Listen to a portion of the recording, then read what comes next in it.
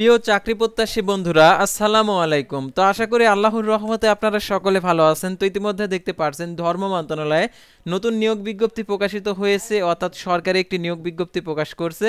তো এই নিয়োগ বিজ্ঞপ্তি সংক্রান্ত এ টু জেড আজকের এই ভিডিওটিতে তুলে ধরা হবে। তো প্রকাশিত তারিখ দেখতে পারছেন 10 ডিসেম্বর 2024 খ্রিস্টাব্দ তারিখে প্রকাশিত হয়েছে।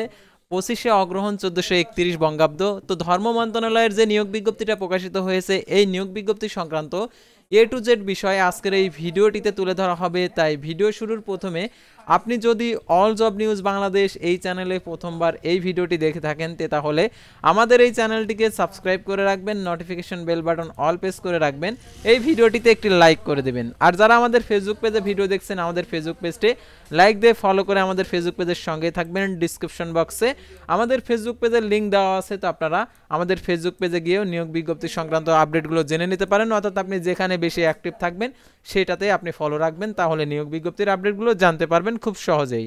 আর জরুরি প্রয়োজনে হোয়াটসঅ্যাপ এবং ইমো নাম্বার দেওয়া রয়েছে, আর ফেসবুকে মেসেঞ্জার অপশনটি রয়েছে, আপনারা আমাদের সাথে সরাসরি যোগাযোগ করতে পারেন। তো আর কথা না বাড়িয়ে চলে যাচ্ছি মূল বিষয়ে। যেহেতু ধর্ম বিষয়ক মন্ত্রণালয়ের নিয়োগ বিজ্ঞপ্তি, অনেকগুলো পদ রয়েছে, প্রত্যেকটা পদের আবেদনের শিক্ষাগত যোগ্যতা, বেতন স্কেল সম্পূর্ণ কিছুই আপনারা জানতে পারবেন এবং সঠিকভাবে আবেদন করতে হবে কিভাবে সেটাও জানতে পারবেন। তো দেখতে পাচ্ছেন গণপ্রজাতন্ত্রী বাংলাদেশ সরকার ধর্ম বিষয়ক মন্ত্রণালয়ের প্রশাসন 1 শাখা, বাংলাদেশ সচিবালয়, ঢাকা। দেখতে পাচ্ছেন 10 ডিসেম্বর 2024 খ্রিস্টাব্দ তারিখে প্রকাশিত নিয়োগ বিজ্ঞপ্তি। ধর্ম বিষয়ক মন্ত্রণালয়ের রাজস্ব খাতভুক্ত নিম্নে বর্ণিত শূন্য পদের অস্থায়ী ভিত্তিতে পদের পার্শ্বে বর্ণিত বেতন স্কেল অনুযায়ী নিয়োগের নিমিত্তে বাংলাদেশি প্রকৃত নাগরিকদের নিকট হতে অনলাইনে moa.টেলিটক.com.bd ওয়েবসাইটে আবেদনের আহ্বান করা যাচ্ছে। অনলাইন ব্যতীত কোনো আবেদনপত্র প্রেরণ ও আবেদন গ্রহণ করা হবে না। তো দেখতে পাচ্ছেন পদের শূন্য পদের সংখ্যা, পদের জন্য শিক্ষাগত যোগ্যতা, পদের নাম, বেতন স্কেল 15 সাল অনুযায়ী। তো দেখতে পাচ্ছেন 7 মুদ্রাক্ষরিক কম্পিউটার অপারেটর 11,000 টাকা থেকে 26,590 টাকা বেতনে, পদের সংখ্যা 3টি। কোনো স্বীকৃত বিশ্ববিদ্যালয় হতে স্নাতক সমান ডিগ্রি কম্পিউটার প্রশিক্ষণপ্রাপ্ত, 7 লিপিতে সর্বনিম্ন গতি প্রতি মিনিটে বাংলায় 45, ইংরেজিতে 70 শব্দের গতি থাকতে হবে এবং কম্পিউটার মুদ্রাক্ষরিকে প্রতি মিনিটে বাংলায় 25 এবং ইংরেজিতে 30 শব্দের গতি থাকতে হবে। Computer word processing, email, fax machine চালানোর দক্ষতা অভিজ্ঞতা থাকতে হবে। তারপরে দেখতে পাচ্ছেন কম্পিউটার অপারেটর 11,000 টাকা থেকে 26,590 টাকা, গ্রেড হচ্ছে 13, পদের সংখ্যা একটি। কোনো স্বীকৃত বিশ্ববিদ্যালয় হতে বিজ্ঞান বিভাগে স্নাতক সম্মান ডিগ্রি এবং কম্পিউটার মুদ্রাক্ষরিকে সর্বনিম্ন গতি বাংলায় 25 এবং ইংরেজিতে 30 শব্দের গতি ও স্ট্যান্ডার্ড অ্যাবিলিটি টেস্ট উত্তীর্ণ হতে হবে। তারপরে দেখতে পাচ্ছেন ক্যাশিয়ার 10,200 টাকা থেকে 24,680 টাকা, পদের সংখ্যা একটি। কোনো স্বীকৃত বিশ্ববিদ্যালয় হতে বাণিজ্য বিভাগে স্নাতক ডিগ্রি এবং কম্পিউটার পরিচালনার দক্ষতা থাকতে হবে। তারপরে দেখতে পাচ্ছেন এটার জন্য ওয়ার্ড প্রসেসিং সহ কম্পিউটার চালানোর দক্ষতা অভিজ্ঞতা থাকতে হবে। তারপরে দেখতে পাচ্ছেন এখানে ডাটা এন্ট্রি কন্ট্রোল অপারেটর 9,300 টাকা থেকে 22,490 টাকা, পদের সংখ্যা একটি। কোনো স্বীকৃত বোর্ড হইতে উচ্চ মাধ্যমিক সার্টিফিকেট সমান পরীক্ষা উত্তীর্ণ, কম্পিউটার মুদ্রাক্ষরিকে সর্বনিম্ন গতি বাংলায় 20 এবং ইংরেজিতে 20 শব্দের গতি থাকতে হবে। স্ট্যান্ডার্ড অ্যাবিলিটি টেস্ট উত্তীর্ণ হতে হবে। তারপরে দেখতে পাচ্ছেন 5 নম্বর অফিস সহায়ক 8,250 টাকা থেকে 20,010 টাকা, পদের সংখ্যা 4টি। কোনো স্বীকৃত বোর্ড হতে মাধ্যমিক স্কুল সার্টিফিকেট সমান পরীক্ষা উত্তীর্ণ। তো এটার জন্য দেখতে পাচ্ছেন আবেদনের ক্ষেত্রে যে শর্তাবলী রয়েছে, এই শর্তাবলীগুলো অবশ্যই আপনাদেরকে অনুসরণ করতে হবে।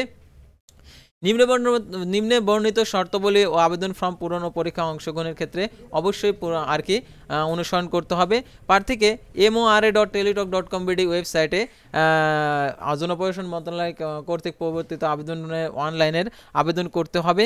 অনলাইন আবেদনপত্র পূরণ সংক্রান্ত নিয়মাবলী, আবেদনের বয়সসীমা নিম্নরূপ। অনলাইন আবেদনপত্রের ফি জমাদানের শুরুর তারিখ দেখতে পাচ্ছেন এখানে 22/12/2024 সকাল 10টা। অনলাইন আবেদনপত্র জমাদানের শেষ তারিখ 12/1/2025 বিকেল 5টা, অর্থাৎ 2025 সাল পর্যন্ত আপনারা আবেদন করতে পারবেন। উক্ত সীমার মধ্যে ইউজার আইডি প্রাপ্ত প্রার্থীগণ অনলাইন আবেদনপত্র সাবমিট করা হলে 72 ঘন্টার মধ্যেই SMS এর মাধ্যমে পরীক্ষার ফি প্রদান করতে পারবেন।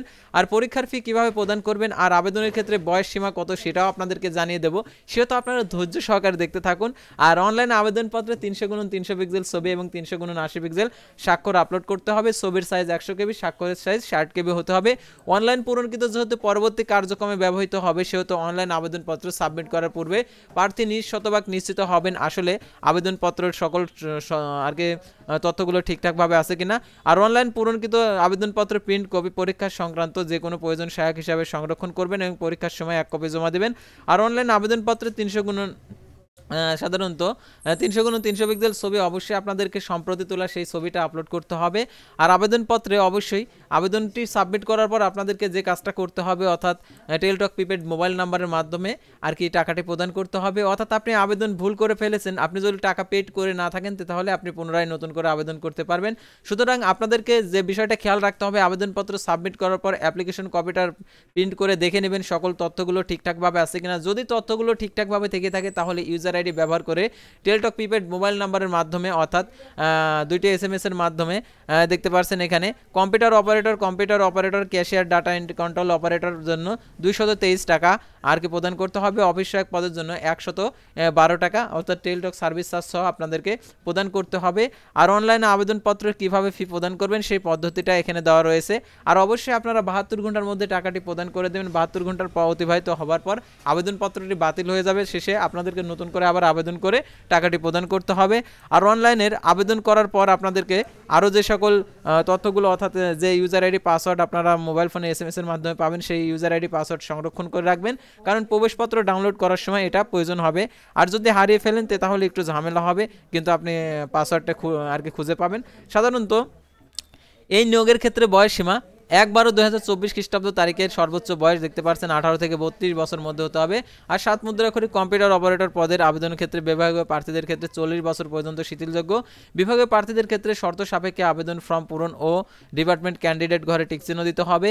অন্যদের ক্ষেত্রে এই তথ্য আর কি এই শর্ত প্রযোজ্য নয়। আর প্রার্থীকে অবশ্যই বাংলাদেশি নাগরিক হতে হবে। আর জন্মসূত্রে বিদেশি নাগরিককে বিবাহের প্রতিশ্রুতি অর্থাৎ বিবাহ করে থাকলে অথবা বিবাহের প্রতিশ্রুতিবদ্ধ হলে তিনি আবেদন করার অযোগ্য বলে বিবেচিত হবেন। এবং সরকারি আধা সরকারি স্বশাসিত প্রতিষ্ঠানে চাকরিরত প্রার্থীদেরকে যথাযথ কর্তৃপক্ষের অনুমতিক্রমে আবেদন করতে হবে। আর মৌখিক পরীক্ষার সময় অবশ্যই অনুমতিপত্র কাগজপত্র দাখিল করতে হবে। আর শিক্ষাগত যোগ্যতা অভিজ্ঞতা সংক্রান্ত সার্টিফিকেট মূল সার্টিফিকেট ও সত্যায়িত করে রঙিন ছবি মৌখিক পরীক্ষার সময় জমা দিতে হবে। অর্থাৎ সেজন্য আপনাদেরকে অবশ্যই যে সকল তথ্যগুলো আপনারা প্রেরণ করবেন অবশ্যই সে অনুযায়ী আর কি মৌখিক পরীক্ষার সময় সে সকল কাগজপত্র আপনাদেরকে প্রদর্শন করতে হবে। আপনি যদি প্রদর্শন করতে অক্ষম হন তাহলে আবেদনটি বাতিল হয়ে যাবে। সেহেতু আপনাদেরকে বলবো আপনারা অবশ্যই এই নিয়োগ বিজ্ঞপ্তি সংক্রান্ত সকল তথ্যগুলো A to Z ভালোভাবে জেনে বুঝে তারপর আপনারা আবেদন করবেন। যদি ভুল করে ফেলেন তাহলে আপনার আবেদনটি বাতিল হয়ে যাবে।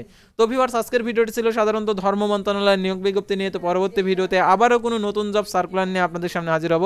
সে পর্যন্ত সবাই ভালো থাকবেন, সুস্থ থাকবেন। আর অবশ্যই আমাদের ফেসবুক পেজটি লাইক দিয়ে ফলো করে ইউটিউব চ্যানেলটি সাবস্ক্রাইব করে পাশেই থাকবেন। আল্লাহ হাফেজ।